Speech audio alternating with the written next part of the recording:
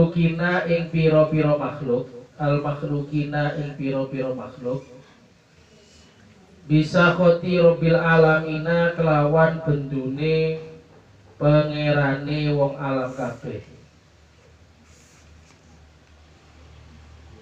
Terus yang kedua, al adatu utawi kebiasaan. 6. Al adatu utawi kebiasaan iku idza rosakhot nalikane tumancep opo adat, nalikane tumancep opo adat, nalikane tumancep opo adat, nasakhot moko bakal ngilangi opo adat, moko bakal ngilangi opo adat ing makoblaha, moko bakal ngilangi opo adat ing makoblaha.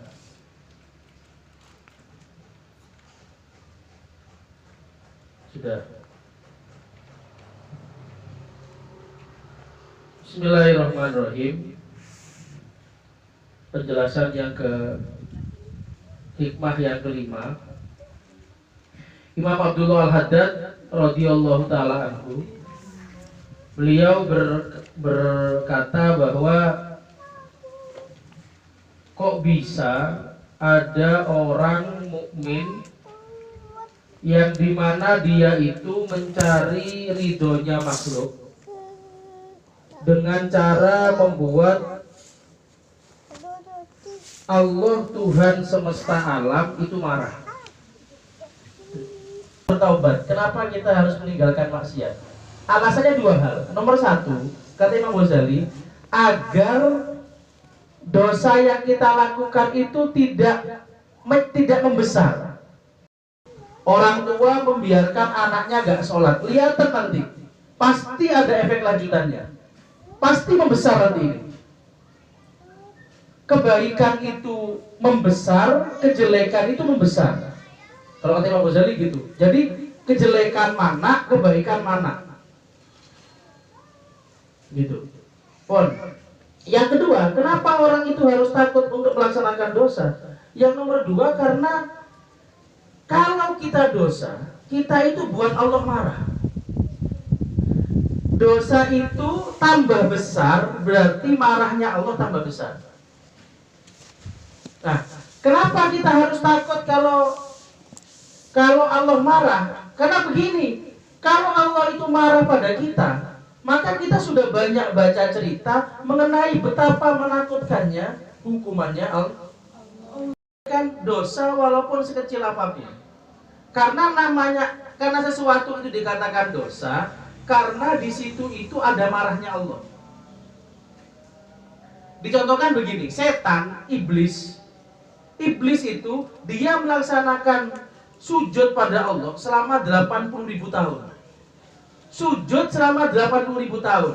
Tapi suatu saat sama Allah disuruh untuk sujud sekali tok, disuruh rukuk, bukan sujud, suruh rukuk untuk menghormat pada Nabi Adam. Iblis menolak. Cuman gara-gara satu kesalahan itu, lalu bersamaan dengan murkanya Allah. Nabi Adam itu kekasihnya Allah, cuman karena melakukan satu kesalahan, makan buah holdi itu tok. Bukan zina, bukan minum-minuman keras, bukan makan buah. Tapi berhubung itu dilarang dan dilanggar, akhirnya itu menjadi sebab murkanya Allah. Maka kawan-kawan sekalian, dari nasihat yang kelima ini, ayo kita pikir-pikir lagi. Kalau kita mau menukar senangnya teman dengan marahnya Allah, pikiran betul. Pikiran betul. Itu. Tak nyaman ke kancam, makanya penuh strategi. Jadi mukanya rasa tuh, aduh tak kompor kita yang wah gitu ya.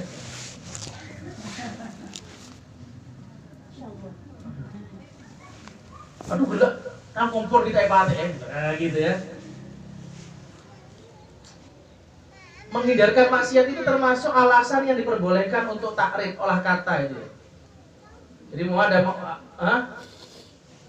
ada yang mau maksiat gitu, ada yang ngajak rasa-rasa, lalu panjenengan buat alasan begini, aduh engkau sehari yang tua, itu kan bukan bohong, menurut sama tak sehari yang tua.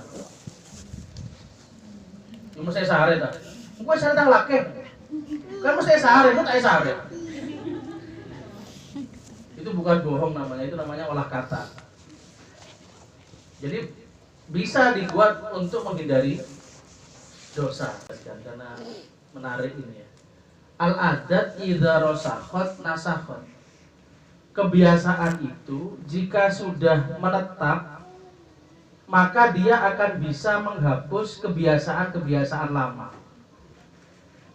Kebiasaan baru yang sudah menetap itu bisa menghapus kebiasaan-kebiasaan lama.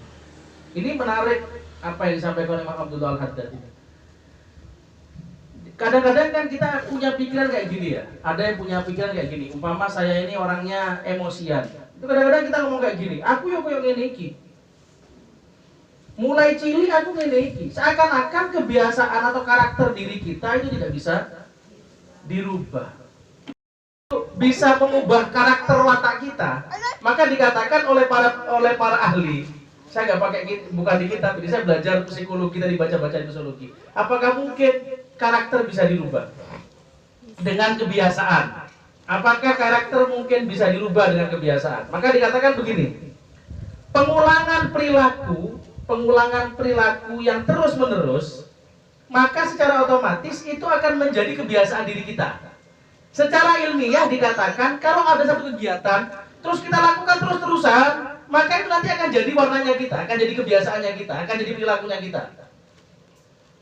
Panjenengan biasa manten anyar, lalu biasa masakan suami, terus kebiasaan. Lama-lama pinter masak, jadi kebiasaan kita. Apakah sepanjenengan sebelum menikah biasa masak? Seperti itu? Kan tidak. Kalau dalam ilmunya Imam Ghazali itu gini, kalau mau merubah diri itu mulai dari ilmu dulu. Otak kita tumpuk alasan sebanyak mungkin agar kita mau melakukan itu. Ambil contoh, tidak rasan-rasan, maka sampai nyari nyekrol dalil-dalil hadis Quran, daun-daunnya ulama yang banyak mengenai ancaman bahaya rasan-rasan. Yang banyak otaknya isi itu yang banyak. Nanti kalau sudah banyak, maka nanti dia akan menimbulkan rasa di hati. Mau rasan-rasan takut. Kalau diteruskan, kalau sudah takut, nanti lama-lama dia jadi watak. Jadi tidak ada lagi alasan mengatakan karakter tidak bisa dirubah. Tadi contohnya bang tidur habis subuh. Kita tahu bahwa cari ilmunya dulu. Tidur habis subuh menurut agama, tidur habis subuh menurut kesehatan, tidur habis subuh menurut para ulama. Termasuk kalau tidur habis subuh itu dahulunya Sayyidina Umar, kebiasaan tidur habis subuh itu yurisul bukan fakru, yurisul farku, menghasilkan perceraian. Cari alasan sebanyak mungkin mengenai bahaya-bahaya tidur habis subuh. Setelah sampean sadar betul bahwa tidur habis subuh itu sesuatu yang salah, maka langkah yang kedua adalah ganti dengan kebiasaan baik, tapi pelan-pelan. Contohnya, saya mau ganti kebiasaan saya tidur habis subuh dengan cara saya akan jalan pagi 10 menit. Jalan langsung setengah jam, 1 jam, tak jalan di kijak. Alon-alon yang penting ngelakon. Jadi tetap dirubah, tapi pelan-pelan. Paham? Oke. Aja letak konsen ya. Setelah itu, langkah yang ketiga adalah berusaha agar kebiasaan yang baik yang baru itu istiqomah. Lah, kalau kita sudah bicara istiqomah, maka bagaimana cara istiqomah? Cara istiqomah yang paling masuk akal itu menurut saya caranya Imam Ghazali. Caranya istiqomah yang paling masuk akal itu adalah buat dulu rencananya, lalu laksanakan. Kalau ada kendala kodoi, umpama saya mau merubah kebiasaan saya untuk tidak tidur subuh dengan cara saya jalan pagi. Ternyata ketika saya terapkan besok, saya ketiduran bangun jam 7. Maka saya harus ngodoi jalan pagi tadi. Jangan sampai gara-gara kesiangan terus kebiasaan tadi ditinggal. Jangan. Umpama saya mau membiasakan sholat malam, ternyata subuh jago sok bulan. Maka jangan ditinggalkan tahajudnya, tapi kodok tahajud. Itu caranya menjaga keistiqomahan. Nah, dan kita juga harus sadar, karena kita ini sedang berusaha istiqomah, kalau sesekali gagal, itu lumrah. Namanya manusia. Jangan sampai ngomong begini, percuma kan. Jadi kalau umpama ternyata ada gagalnya, ya biasalah, jangan terlalu apa? Terlalu dipikir dalam-dalam. Tinggal kita perbaiki gitu aja. Terus berikutnya, karena istiqomah itu berat, maka kita perlu mencari dukungan. Contoh, sampai bilang sama suami saya, Kak, mun gula nyekrol sampai lebih setengah jam, tolong disampian HP gula pondok. Karena saya sedang berusaha mengurangi nyekrol. Sampean dengan keinginan sampean untuk baik, kontrol daya, Kak, kula terus istiqomah datang ke Iksada. Mau sampai kula tak datang ke Iksadaan, kula tolong di panjenengan pengak, kula denda.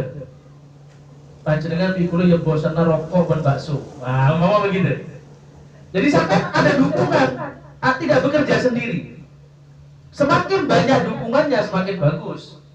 Karena itu akan menguatkan sampean. Maka bagaimana caranya agar dukungannya banyak? Nyari temen. Sampean Iksada berangkat sendirian sama punya temen yang biasa bareng, tentunya efeknya akan beda. Maka kalau sampean sekarang lagi pengen rajin ngaji, nyari temen yang hobi ngaji. Paling tidak Instagram sampean itu bukaan mengenai ngaji. Pokok tekuk kok mau ngaji waktu aja dapat yang masuk. Ya harus dong Gus Kausar, Gus Ikdam,